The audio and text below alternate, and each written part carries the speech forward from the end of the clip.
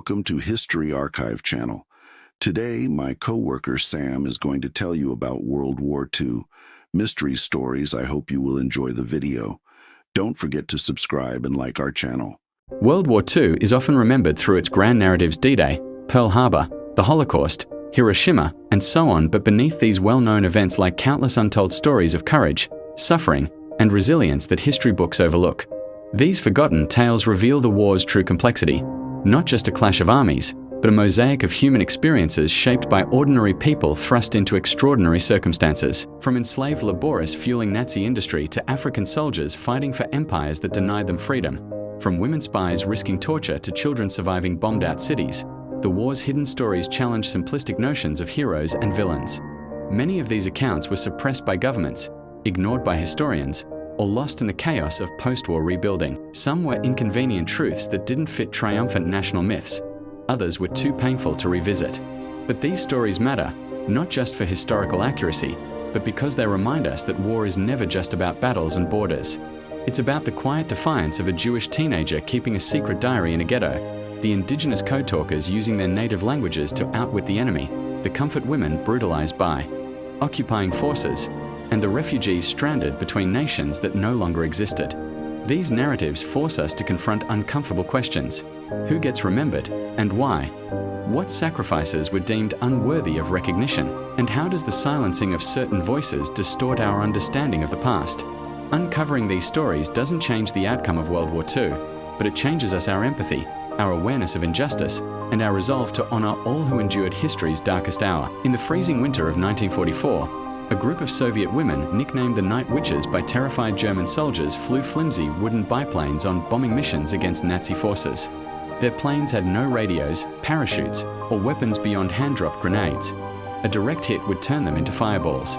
Yet these pilots, some as young as 17, flew up to 18 missions a night, gliding with engines off to avoid detection, the wind howling through their cockpits. They were one of the war's most effective units, yet their story was buried for decades because Stalin dismissed them as propaganda tools.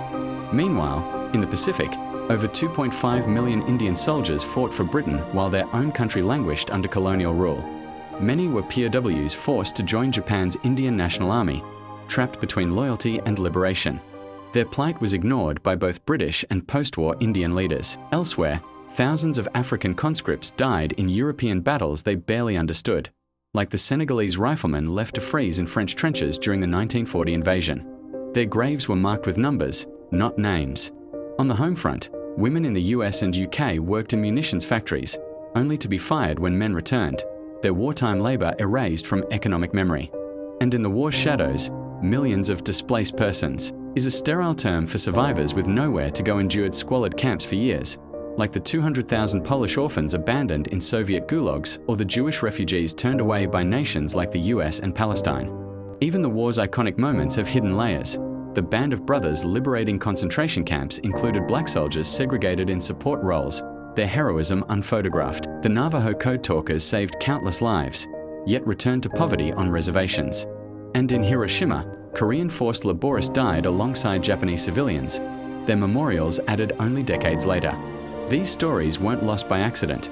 They were suppressed by governments curating usable pasts, or overshadowed by grander narratives. At last, a Dutch resistance fighter summed it up by saying, "The war you read about isn't the war we lived." The untold stories of World War II teach us that history is never neutral. It's shaped by who holds the pen. For decades, archives were locked, testimonies dismissed, and marginalized voices excluded from the war's official memory.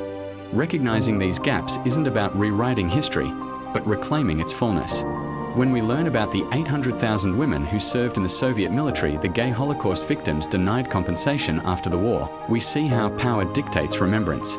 These omissions have consequences.